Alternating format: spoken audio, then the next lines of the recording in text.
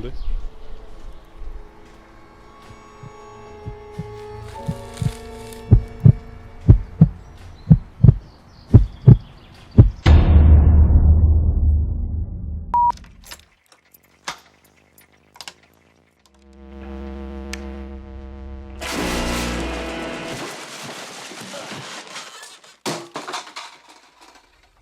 Ça, c'est du rock.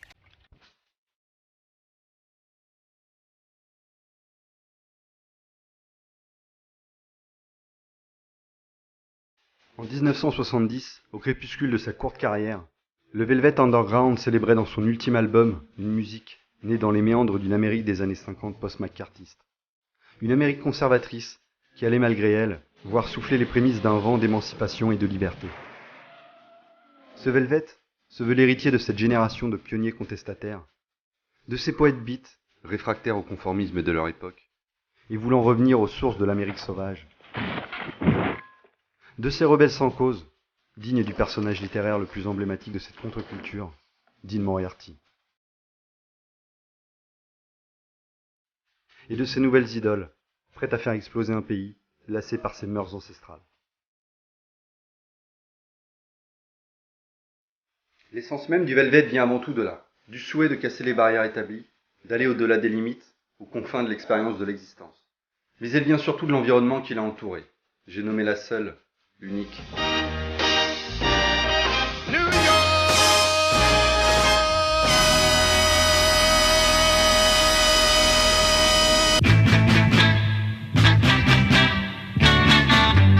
Le New York des années 60 est déjà l'antre de l'anticonformisme créatif.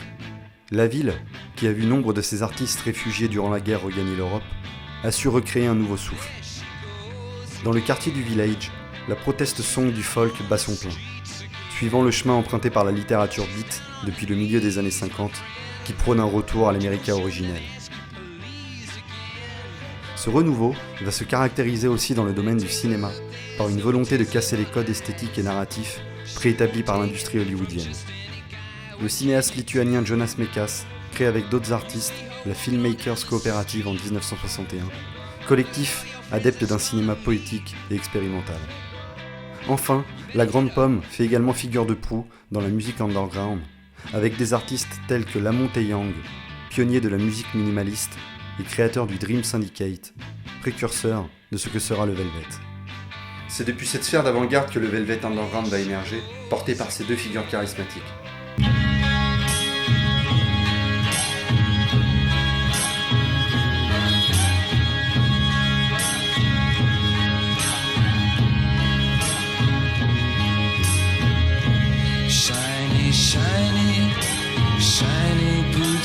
Lou Reed et John Cale, deux personnalités à la croisée des chemins entre rock et expérimentation. Deux éléments qui vont rapprocher ces deux futurs frères ennemis. Lou Reed est l'homme révolté et esquinté par une adolescence nourrie aux électrochocs, et John Cale, le musicien écossais virtuose, qui cherche à résoudre un premier paradoxe, celui de relier rock et musique classique en une seule et unique sonorité.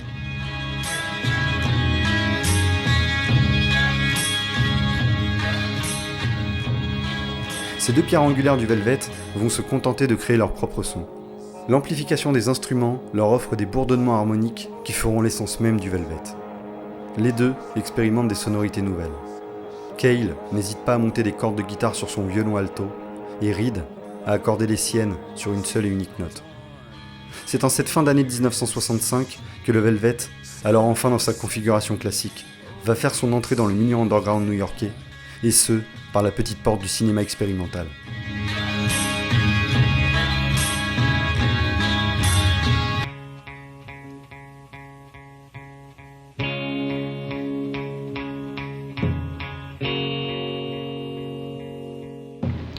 My name is Andy Warhol, and I just finished eating a hamburger. Digne pensionnaire de la Factory, son mythique atelier de roi du pop art, et laboratoire de la société du spectacle, où l'on accapare l'attention pour quelques minutes avant de la perdre aussitôt dans l'anonymat, Andy Warhol cherche en cette fin 65 un groupe de rock pour pouvoir accompagner la projection de ses films. Impressionné par le style répétitif de leur musique, qui lui semble être étroitement lié dans la forme aux créations que lui-même entreprend, Warhol dira à son entourage le soir de leur première rencontre « Nous devons trouver quelque chose à faire avec le Velvet ».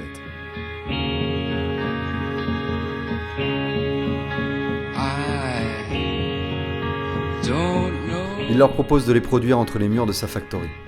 De là prendra concrètement forme l'un des albums les plus mythiques de l'histoire.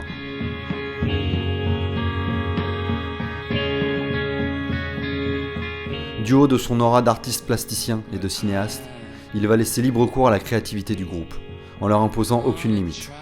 Subversion des textes, minimalisme de la musique, durée des chansons. La seule et unique touche que l'artiste apportera au disque sera cette fameuse pochette érotique où, soi-disant, l'on pouvait trouver du LSD sous la banane décollée sur les premières éditions du vinyle. Certaines chansons de l'album sont déjà écrites depuis l'été précédent, mais à ce stade, Warhol ne croit pas dans la capacité de Lou Reed à tenir la place de frontman devant le groupe. Il lui impose une chanteuse fraîchement arrivée en ville en cette fin 65. Comme Paul Morrissey, l'assistant de Warhol, le dira, devant toute cette décadence, une fille vraiment belle était indispensable.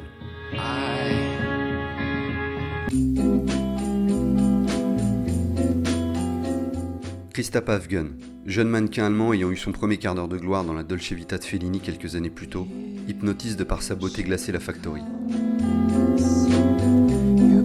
Warhol et Morrissey, trouvant le groupe beaucoup trop statique sur scène, vont pousser le Velvet à faire de Nico leur partenaire pour les enregistrements à venir. Avec seulement 3 chansons chantées sur les 11 de l'album, Nico sera pourtant vite mise sur la touche par le groupe, ne voyant en elle qu'une pièce rapportée. L'enregistrement de l'album a lieu au printemps 66, au moment où la clique Warhol entreprend une série d'événements multimédia, combinant musique, danse, projection de films et light show stroboscopique, le Exploding Plastic Inevitable. Un album qui va aborder des thématiques jamais traitées de la sorte sur le micro-sillon. Les drogues dures,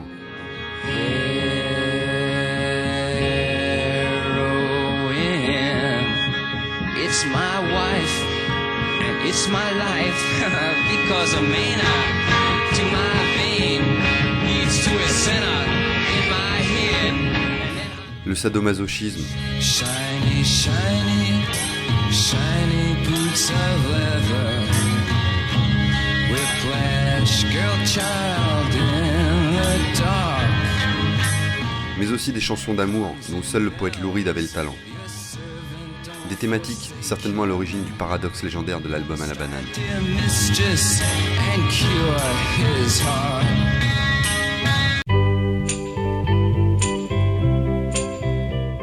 Encenser le premier album du groupe est aujourd'hui une évidence, mais à regarder dans le rétro de son histoire, il s'avère qu'il a été un échec commercial cuisant. Tellement en deçà de son aura actuelle qu'il fait figure d'exception dans l'histoire du rock. Et ce pour plusieurs raisons. Au moment où la musique pop balance entre deux pôles, les harmonies joyeuses des Beatles d'un côté et l'énergie colérique des Stones de l'autre, le Velvet crée un nouveau courant, faisant l'impasse sur le confort des oreilles. Un son bien trop en avance sur son temps. Alors que le Flower Power arrive en grande pompe sur la côte californienne, le velours new-yorkais, lui, prône de manière très frontale la violence, le sexe, la drogue et la dure réalité dans ses paroles et ses sonorités assourdissantes. Alors que les Beatles chanteront l'amour quelques mois plus tard, le Velvet, lui, n'hésite pas à se montrer fataliste et froid dans sa musique. De plus, oublié par la critique musicale, le groupe va se voir être aussi boycotté par les ondes en raison de longueurs de morceaux trop inadaptés à la radio et de textes bien trop sombres et subversifs. Enfin, snobés par leur propre maison de disques, la MGM, qui malgré la caution Warhol, ne fera rien pour mettre le disque en avant après sa sortie. Autant de raisons qui peuvent expliquer plus précisément son échec commercial.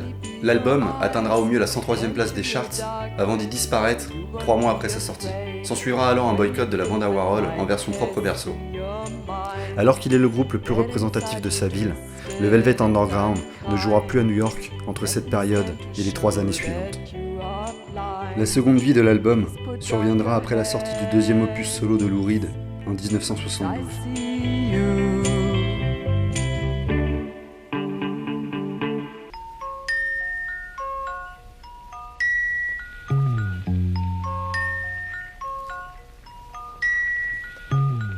Le Velvet laisse derrière ce premier album une influence considérable sur le rock des décennies à venir. L'album est comme le dimanche matin d'une semaine punk qui s'annonce. et une grande partie des 70s s'en inspirera, avant de devenir une référence absolue. by my side. Early dawning, Sunday morning.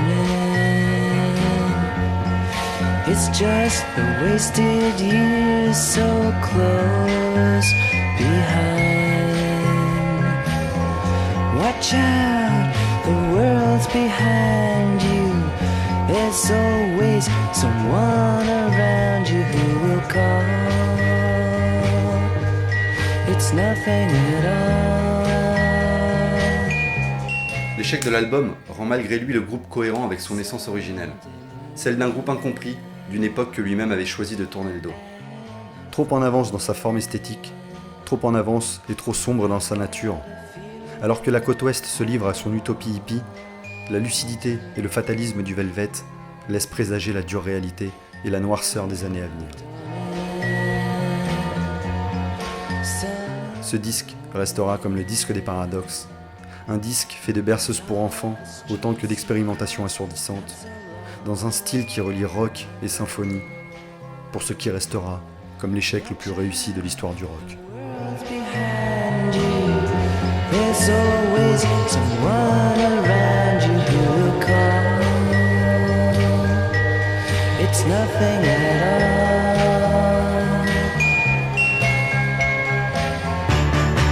I'm waiting for my man. $26 in my hand.